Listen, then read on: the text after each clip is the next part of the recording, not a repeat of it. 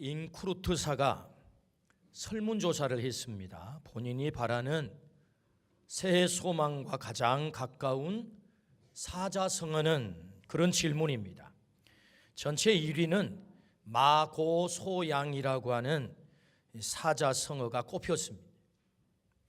바라던 일이 뜻대로 잘 된다는 말에 마고소양. 우리에게는 새해가 되면 바라는 소망이 있습니다. 소망은 우리에게 너무나도 중요하지요. 소망은 우리의 삶의 동력이 되기 때문입니다.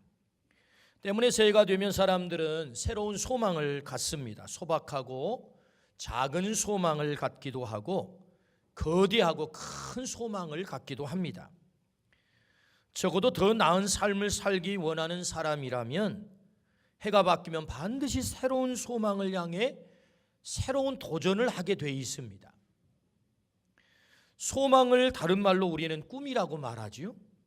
꿈을 말하면 그 꿈은 어린 아이들이나 젊은 아이들이나 해당되는 것이지 나처럼 나이 든 사람에게 그 무슨 꿈이 해당되나 이렇게 생각하는 사람들이 있습니다.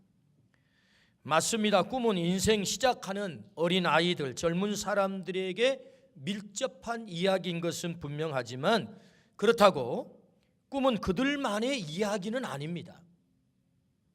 성경에서 꿈은 우리가 호흡이 끝나는 순간까지 이루어야 할 것이라고 말씀하십니다.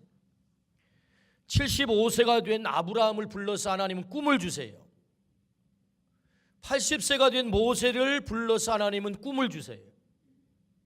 45년 동안 꿈을 포기하지 않고 있다가 85세가 된 갈렙은 꿈을 이룹니다. 꿈은 젊은 사람들의 전유물이 아닙니다. 오늘 내 나이가 얼마가 됐든지 하나님 앞에 존재하는 한 우리는 모두가 꿈을 꾸는 사람들입니다. 하나님은 그 꿈을 이루기를 원하십니다. 하나님이 우리를 향한 꿈이 있습니다. 우리는 그것을 비전이라고 합니다. 하나님이 나를 이 땅에 보내놓고 너 이것 이루다 와야 되겠어. 우리는 그것을 비전이라고 합니다. 하나님이 이 땅에 생명을 창조하시고 그 모든 생명들이 이루기를 원하는 하나님의 비전이 있습니다. 그 비전이 뭘까요? 오늘 본문에서 말씀하시는 너는 복이 될지라, 그것이 우리를 향한 하나님의 비전입니다. 75세가 된 아브라함에게 주신 말씀이지만 동시에 우리에게 주시는 하나님의 비전입니다.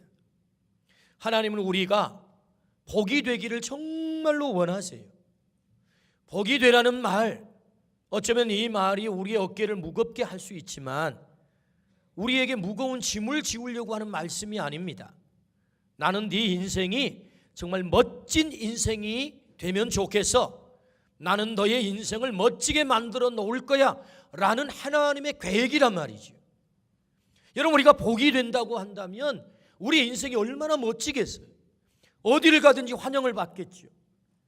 복이 된다면 어디를 가든지 내가 사랑을 받겠죠. 그래서 너는 복이 될지라, 이 말씀 속에는 내가 너의 인생을 멋지게 만들어 놓고 싶어 라는 하나님의 열망이 담겨 있단 말이죠. 그러므로 여러분, 오늘 우리가 하나님의 이 비전, 이 복이 되는 비전, 이 비전을 꼭 이루어드리기를 주의 이름으로 축원합니다. 비전에는 외적 비전과 내적 비전이 있습니다. 외적 비전은 눈에 보이는 비전이라면 내적 비전은 눈에 보이지 않는 비전이거든요. 내가 뭔가 되는 것, 어떤 직업을 갖는 것, 어떤 자리에 앉는 것, 어떤 지위를 얻는 것. 그래서 교사가 되고 기업가가 되고 사업가가 되고 의사가 되고 엔지니어가 되고 농업가가 되고 법조인이 되는, 이건 뭐지요? 외적 비전이란 말이죠. 근데 이 외적 비전이란 대단히 제약이 많습니다. 여러분, 나이의 제약을 받게 되고 환경의 제약을 받게 되고 지능의 제약을 받게 되고 여러분, 능력의 제약을 받는 것입니다. 여러분, 나이가 90이 됐는데 하나님께서 나에게 법조인이 되라는 비전을 주시는구나. 그거 됩니까? 안 됩니다, 여러분. IQ가 70밖에 안 되는데 나에게 의사가 되라고 하는구나, 내가 그거 돼봐야지. 이거 됩니까? 안 됩니다. 그러니까 외적 비전이란 제약이 많아요. 나이의 제약을 받고 지능의 제약을 받고 환경의 제약을 받는 것입니다. 그러나 내적 비전은 사실은 제약이 없어요.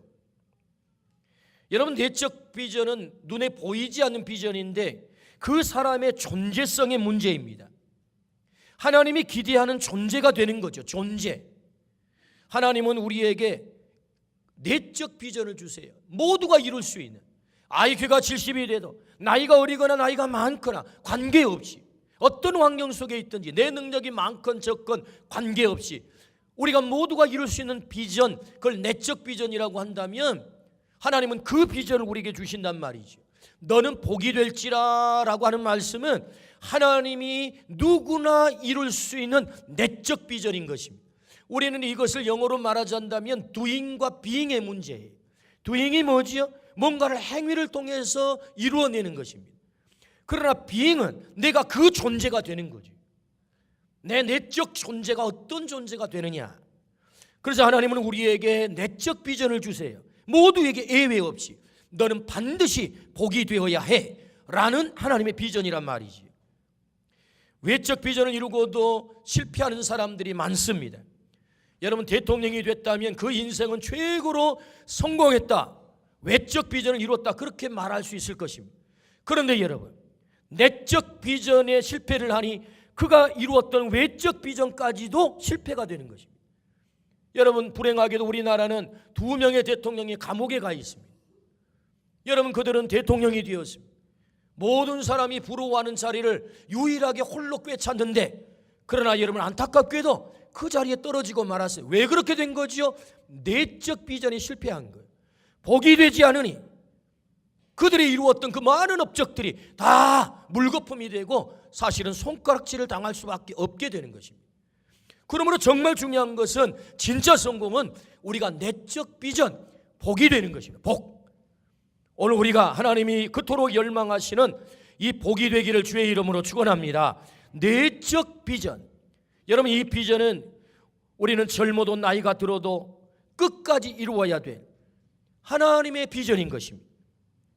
어제까지 내가 그렇게 살지 못했어도 오늘 이 말씀을 들으면서 그렇구나, 하나님이 나를 향한 비전이 그 비전이라고 한다면 나의 존재의 변화, 내가 복이 되는 것, 하나님이 원하는 것이라고 한다면 오늘 결단하여 그렇게 될 수 있는 것입니다. 오늘부터 내가 복이 되어 살아야 되겠다. 내가 복이 되어야 살아야 되겠다. 하나님의 비전을 이루어드려야 되겠다. 오늘 그렇게 결단하기를 주의 이름으로 축원합니다. 그렇다면 하나님은 왜 이토록 우리가 복이 되기를 열망할까요? 오늘 본문 3절 말씀을 우리 같이 한번 읽어보십시다. 자, 한 목소리 읽습니다. 시작.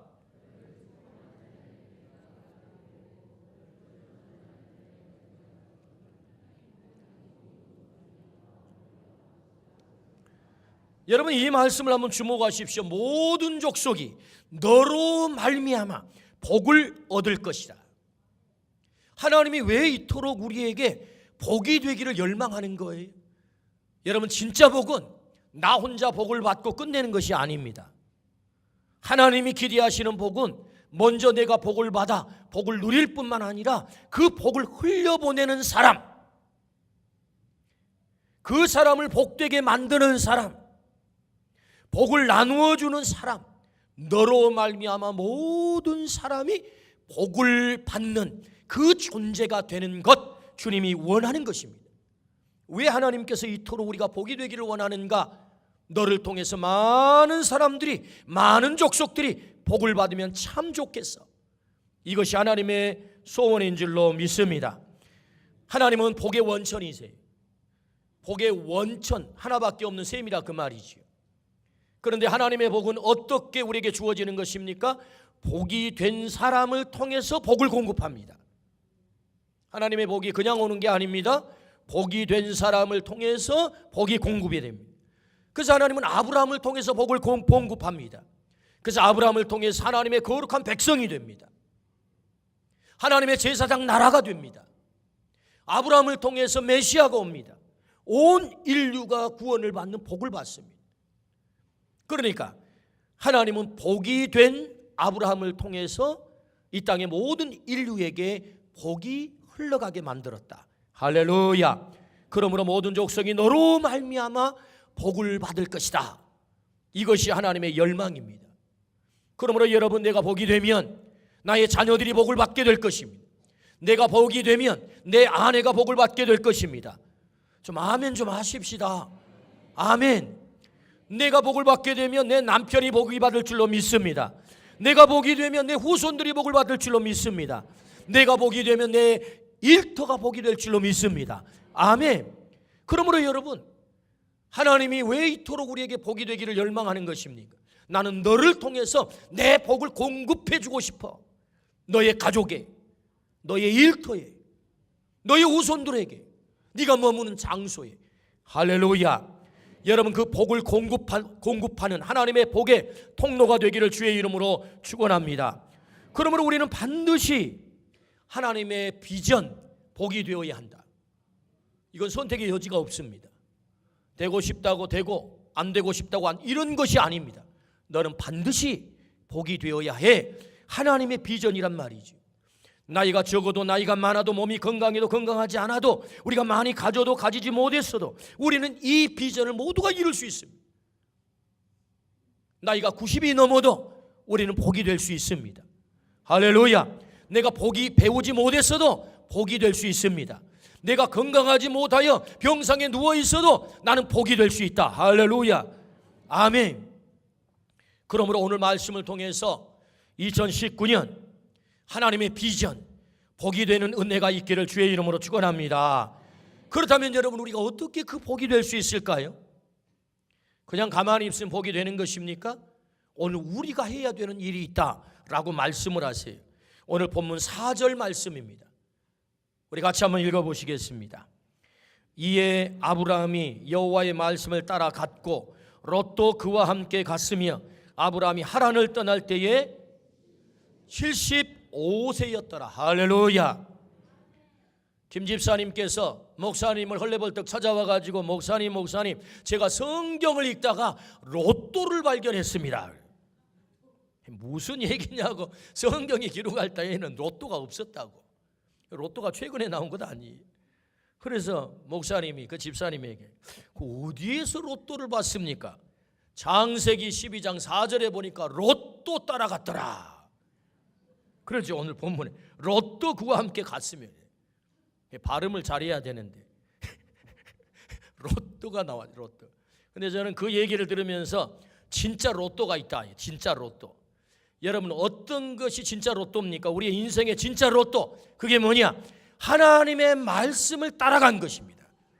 여러분, 아브라함이 어떻게 복이 됩니까? 오늘 말씀에 그 비결이 나와요.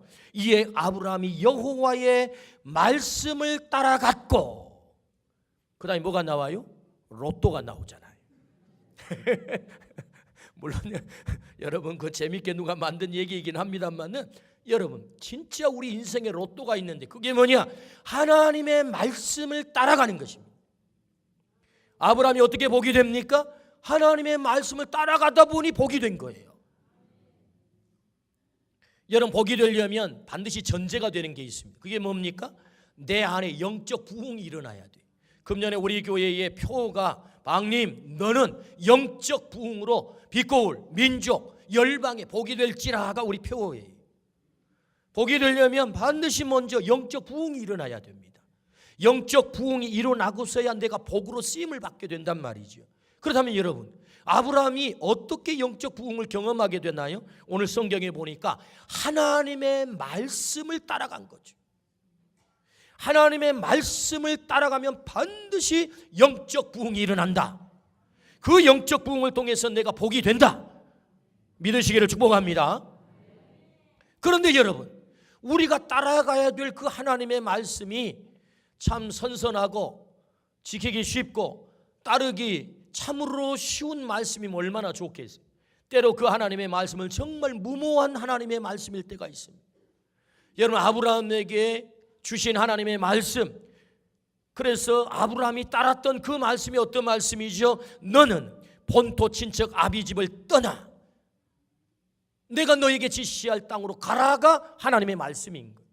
내 인생을 가장 확실하게 성공시킬 수 있는 백그라운드를 떠나라는 거예요. 아버지 집 떠나고 친척집을 떠나고 네가 그토록 붙잡고 있는 너를 성공시킬 것 같은 그 인생의 가장 귀중한 수단을 너 떠나. 내가 너에게 말씀한 내 말씀을 붙잡고 너 떠날 수 있어? 이 말이거든. 내게 손해가 올 것 같아. 그렇게 하면 내 인생 오히려 더 실패의 길로 걸어갈 것 같아. 성공과는 더 멀어질 것 같아. 왜요? 아브라함이 살던 시대에는 부족 사회거든요. 낯선 동네, 낯선 나라에 간다는 것은 죽는 것과 같은 것입니다. 그런데 여러분, 하나님이 아브라함에게 말씀하세요. 너 떠날 수 있니? 근데 놀랍게도 아브라함은 말씀을 붙잡고 떠났다는 것입니다. 말씀을 따라 갔고 거기에 아브라함의 부흥이 일어나는 것입니다. 하나님의 말씀을 따라갔다. 오늘 우리 모두가 아브라함이 경험했던 이 영적 부흥, 하나님의 말씀을 따르기를 주의 이름으로 축원합니다. 때로 그 말씀이 내게 손해가 올 것 같지만, 무모한 하나님의 말씀이지만, 그렇게 하면 오히려 내 인생에 치명적 손해가 올 것 같지만 하나님의 말씀이니 내가 따라보겠습니다. 이 결단이 있기를 축복합니다. 거기에 영적 부흥이 일어난다.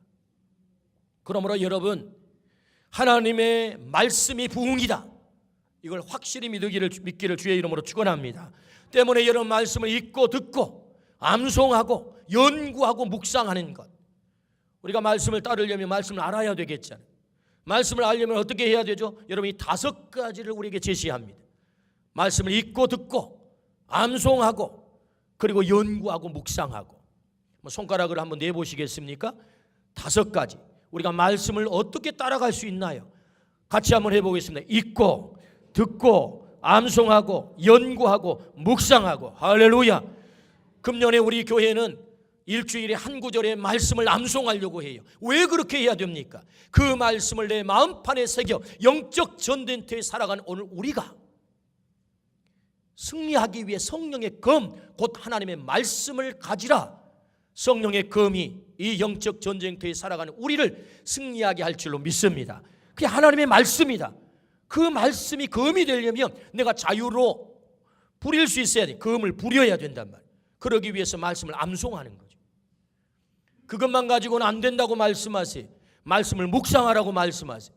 여러분, 묵상을 메디테이션이라고 합니다. 메디테이션이란 여러분 거기에서 메디신이라고 하는 단어가 빠져나와요. 메디신이 뭐지? 약 아닙니까? 약을 먹게 되면 그 약이 녹아서 우리 혈관을 타고 머리끝부터 발끝까지 흘러다녀 약이 육화가 되는 것입니다. 그래서 내 몸의 질병을 치료하게 되는 거죠. 회복시키는 거죠. 마치 하나님의 말씀을 메디테이션, 묵상을 하게 될 때 그것이 마치 약의 성분이 내 머리끝부터 발끝까지 녹아들어 내 몸의 세포가 되어 육화되는 것처럼, 묵상한다는 것은 말씀이 육화가 되는 것입니다. 그래서 내 몸의 세포가 될 때, 아하, 하나님의 말씀이 이렇게 하라고 하시는구나. 그것이 기준이 되어서 살아갈 때 우리가 승리할 수 있는 줄로 믿습니다. 그래서 묵상해야 돼요. 말씀을 따르는 것은 그냥 따를 수 있는 거 아닙니다. 읽고 듣고 암송하고 연구하고 묵상하고. 그래서 금년에는 우리 교회가 성서 유니온에서 나오는 매일 성경이라고 하는 큐티 교재를 가지고 전 교인들이 큐티 운동을 하려고 해요. 이미 우리 구역장님들, 숲장님들에게는 1년 정기구독을 다 해가지고 다 지급이 됐습니다. 새벽마다 저는 그 본문을 가지고 말씀을 전하려고 합니다. 우리 성도님들도 매일 성경, 이 큐티 교재를 신청해서 정기구독을 하실 분은 구독을 하시고 매달 사실 분은 사셔서 온 성도님들이 같은 본문의 말씀을 읽고 같이 묵상을 하고 그 말씀대로 같이 살아가는 거죠. 왜요? 말씀을 따라갈 때 거기 부흥이 일어날 줄로 믿습니다. 말씀이 부흥이다. 읽고 듣고 암송하고 연구하고 묵상할 때 그 말씀이 나를 부흥시켜 내가 진정으로 복이 될 수 있다. 70년 동안 포로 생활을 한 이스라엘 백성이 포로에서 돌아와 성벽을 재건합니다. 무너져버린 52일 만에 기적적으로 성벽을 재건했어요. 그 외형의 회복입니다. 거기에 진정한 부흥이 일어난 거 아닙니다. 수문학 광장, 마치 우리나라로 말하자면 광화문 광장에 백성들을 전부 불러 모았던 것입니다. 그리고 에스라 학사가 뭘 합니까? 율법 토라 책을 읽습니다. 무슨 재미있는 설교 예화를 듣는 것도 아닙니다. 딱딱한 율법서를 읽을 때 새벽부터 정오까지 백성들이 전부 일어섭니다. 무려 6시간 동안 서서 하나님의 말씀을 듣고, 그 말씀을 들을 때 백성들이 아멘 아멘 말씀에 응답을 한단 말이죠. 여러분, 금년에는 아멘 운동을 좀 하려고 해요. 아멘 운동. 아멘의 뜻이 뭐지요? 믿습니다, 동의합니다, 그렇게 되어지기를 원하나이다. 그게 아멘이거든요. 성경에 히브리 말을 번역하지 않고 그냥 아멘라고 쓴 거예요. 우리나라 책에도. 하나님은 피드백을 보이기를 참 좋아하세요. 그래서 로마서 10장에 보니까 사람이 마음으로 믿어 의에 이르고 입으로 시인해서 구원을 얻는다. 아니, 마음으로만 믿으면 되지 뭘 꼭 시인해야 됩니까? 입으로 고백해야 됩니까? 그런데 성경은 분명하게 말씀하기를 시인하라는 거예요. 입으로 고백하라는 거예요. 여러분, 오늘 우리가 아멘으로 하나님의 말씀에 피드백을 보이기를 주의 이름으로 축원합니다. 반응하셔야 돼요. 여러분, 사랑하는데 마음속으로만 사랑하면 그걸 뭐라고 그래요? 짝사랑이라고 그래요. 짝사랑은 바람처럼 사라집니다. 언제 내가 사랑했었나? 어느 날 싹 그림자처럼 사라집니다. 그러나 내가 그 여인을 향하여 내가 사랑한다고 고백하는 순간 책임이 생기는 거예요. 책임. 종류가 다르는 사랑을 하게 되는 거예요. 하나님도 우리에게 아멘 하기를 원하세요. 우리 아멘 한번 합시다. 아멘.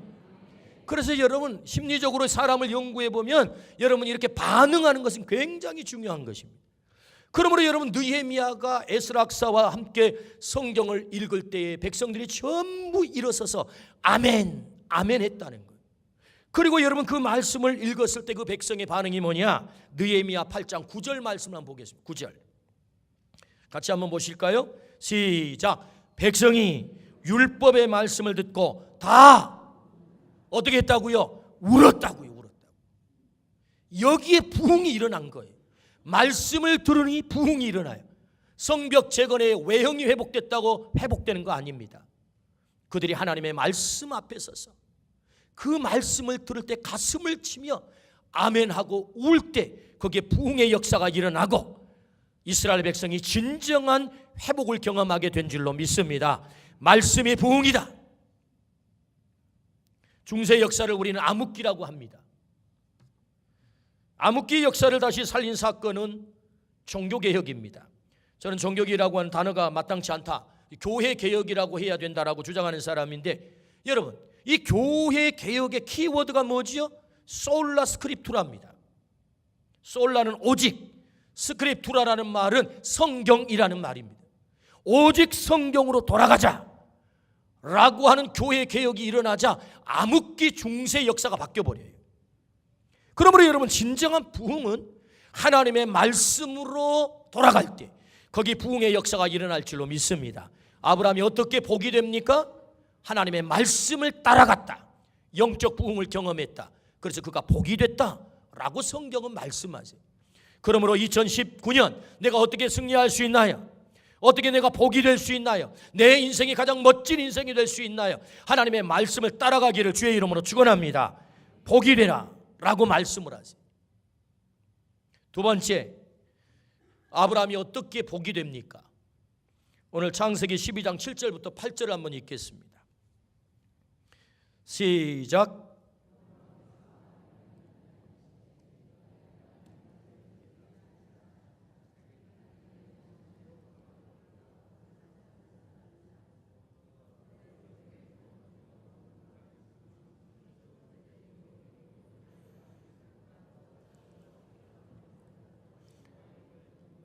아멘. 오늘 이 말씀에 보면 반복되는 내용이 나와요. 그 반복되는 내용이 뭐지요? 아브라함이 가는 곳마다 뭘 했다고요? 제단을 쌓았다. 두 번째, 아브라함이 어떻게 영적 부흥을 통해 그가 복이 됩니까? 그는 가는 곳마다 제단을 쌓았다. 성경에 어떤 내용이 반복이 된다, 하나님의 특별한 의미가 있는 것입니다. 그래서 의도적으로 반복을 해요. 그래서 아브라함을 소개를 하면서 아브라함에 대한 말씀을 하면서 계속해서 반복되는 말씀이 있다. 여러분, 성경을 한번 더 읽어보시겠습니까? 창세기 13장 18절 말씀 같이 한번 읽어봅니다. 시작. 이에 아브라함이 장막을 옮겨 헤브론에 있는 마므레 상수리의 숲풀에 이르러 거주하며 거기서 여호와를 위하여 제단을 쌓았더라. 창세기 22장 9절 말씀 같이 한번 읽어보시겠습니까? 시작. 하나님이 그에게 일러주신 곳에 이른지라. 이에 아브라함이 그곳에서 제단을 쌓고 나무를 벌려놓고 그의 아들 이삭을 결박하여 제단 나무 위에 놓고, 계속해서 반복되는 말씀이 있습니다. 그것은 제단을 쌓았다. 이 외에도 아브라함과 관계된 제단을 쌓는 내용이 여러 곳에서 나옵니다. 여러분, 제단을 쌓았다는 얘기가 무슨 얘기지요? 하나님께 온전한 예배를 드렸다, 그런 말입니다. 아브라함 당시에는 성전이 없습니다. 때문에 아브라함이 돌을 갖다 제단을 쌓고 그 위에 제물을 올려서 제사를 지내는 거죠. 그래서 제단을 쌓았다는 말은 하나님 앞에 온전한 예배를 드렸다. 그러므로 아브라함은 어떤 사람이냐? 예배의 선수였다, 그 말입니다. 젊은 아이들이 쓰는 용어 가운데 끝판왕이라는 말이 있어요. 끝판왕. 더 이상이 없다. 이게 더 이상이 없다. 끝판왕이다. 아브라함은 누구냐? 여러분, 예배의 끝판왕이에요. 그게 무슨 얘기입니까? 여러분, 창세기 22장 금방 읽은 9절 말씀에 보면 세상에 하나님 앞에 예배를 드리는데 하나밖에 없는 아들, 100세에 얻은 기적으로 얻은 아들 이삭을 잡아 하나님 앞에 드리며 예배를 드린단 말이에요. 아브라함에게 이삭의 존재는 생명과 같습니다. 하나님께서 아브라함 마지막 테스트가 뭐지요? 네 독자 이삭을 바칠 수 있어? 예배 테스트입니다. 예배 테스트. 이미 하나님은 아브라함의 마음을 잘 알아요. 얼마나 아브라함이 하나님을 경외하고 있는지, 얼마나 하나님의 말씀을 무겁게 여기는지 잘 알아요. 그럼에도 불구하고 그 아브라함에게 하나님이 마지막 테스트를 합니다. 예배 테스트입니다. 너 독자 이삭까지 바쳐 나에게 예배 드릴 수 있어? 너 예배에 목숨 걸 수 있어?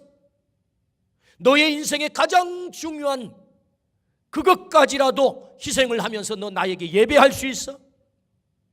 라는 하나님의 이 요구 앞에 예, 제가 그렇게 할 수 있습니다.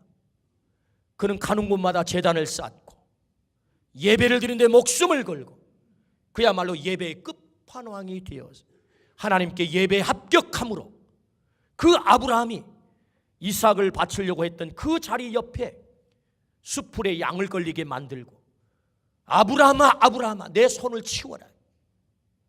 그 옆에 봤더니 양이 제물로 준비되어 있어. 여호와 이레의 복을 그 현장에서 경험한 줄로 믿습니다. 예배에 성공했다, 그 말이죠. 어떻게 우리가 영적 부흥을 경험할 수 있습니까? 우리는 예배를 통해서 영적 부흥을 경험할 수 있습니다. 여러분, 예배를 엔카운터라고 해요. 하나님과 인간 사이의 만남이다. 그 예배를 정의를 해보면 예배란 하나님께서 나를 하나님의 형상으로 창조해 주시고 타락한 나를 구원하기 위해서 예수 그리스도 십자가에 죽게 하셔서 나를 구원해 주신 그 은혜에 너무나도 감격스러워 내가 하나님께 감사함으로 찬양함으로 기도함으로 헌신함으로 하나님께 나아갈 때 하나님은 말씀으로 강복으로 내게 오셔서 나를 만나주시는 사건, 그 엔카운터가 바로 예배다. 하나님과 인간의 만남, 예배다. 하나님은 그 예배를 원하세요. 그 예배란 그 만남을 통해서 내게 영적 스파크가 일어나는 것입니다. 그래서 우리는 거기에서 영적 부흥을 경험하게 되는 것입니다. 그 영적 부흥을 통해서 우리는 복이 될 수 있다. 할렐루야. 어떻게 아브라함이 복이 될 수 있었다고요? 바로 그 엔카운터, 하나님과의 만남이 제단을 쌓을 때마다 이루어진 것입니다. 그래서 그런 영적 부흥을 경험하고 마침내 하나님이 기대하는 복이 되어 온 인류의 구원을 가져오는 메시아의 조상이 된 줄로 믿습니다. 아멘. 그러므로 여러분, 아브라함이 그의 가장 귀한 것을 헌신하여 예배할 수 있었다면 예배보다 앞세울 것이 뭐가 있겠어요? 나는 그 일이 있어서, 나는 거기에 가야 되기 때문에, 그 문제가 있어서 오늘은 이 예배를 못 드리겠는데요 라고 하는 핑계가 어떻게 될 수 있겠어요? 아들마저도 희생시키시고 하나님 앞에 예배에 성공했던 아브라함이 복이 되어 가장 멋진 인생을 살았다고 한다면 오늘 우리가 어떻게 복이 될 수 있겠느냐? 여러분, 예배에 성공하기를 주의 이름으로 축원합니다. 2019년 우리가 복이 되기를 원하시는 하나님의 비전을 이루는 길이 있어요. 그것은 예배에 성공하는 것입니다. 예배에 목숨을 거는 것입니다. 오늘 이 예배 현장에 언제나 있기를 주의 이름으로 축원합니다. 아멘. 예수님께서 마지막 하신 일이 뭐지요? 마지막 공생애의 마감은 예배입니다. 예배. 그래서 히브리서는 구약의 눈으로 예수 그리스도를 해석한 것이 히브리서거든요. 마지막 하늘 성소에 완전한 제물이 되셔서 보혈의 피, 염소와 송아지의 피로 하지 아니하고 자신의 피로 제물되어 대제사장으로 오신 그분께서 하늘 성소에 들어가심으로 우리의 모든 죄를 용서하심으로 우리의 완전한 복이 되셨다. 할렐루야. 예수 그리스도가 마지막 하신 일은 예배드리는 일이었어요. 마지막 제물, 마지막 제단 십자가에서 그런 마지막 예배를 드리시고 공생애를 마감한 것입니다. 그 예수 그리스도의 예배가 우리를 복되게 하는 거죠. 그러므로 우리가 어떻게 영적 부흥을 가져올 수 있나요? 하나님 말씀하세요. 제단을 쌓으라고, 예배에 성공하라고. 그럴 때 네가 복이 될 수 있어. 하나님 우리에게 2019년 비전을 허락하세요. 그 비전이 뭐죠? 너는 복이 될지라. 우리는 모두가 복이 될 수 있는 사람들입니다. 오늘 우리가 복이 될 때 우리의 인생 가장 멋진 인생 될 줄로 믿습니다. 그러므로 하나님의 말씀을 따르십시오. 어떤 경우에도 말씀이 내 삶의 기준이 되게 하십시오. 그리고 어떤 자리든지 가는 자리마다 그것이 예배 현장이 되게 하시기를 주의 이름으로 축원합니다. 목숨을 걸고 예배에 성공하기를 주의 이름으로 축원합니다. 그 영적 부흥을 통해서 오늘 우리가 복이 될 수 있다. 이 사명이 오늘 나의 사명이 되기를 주의 이름으로 축원합니다. 아멘. 기도하십시다.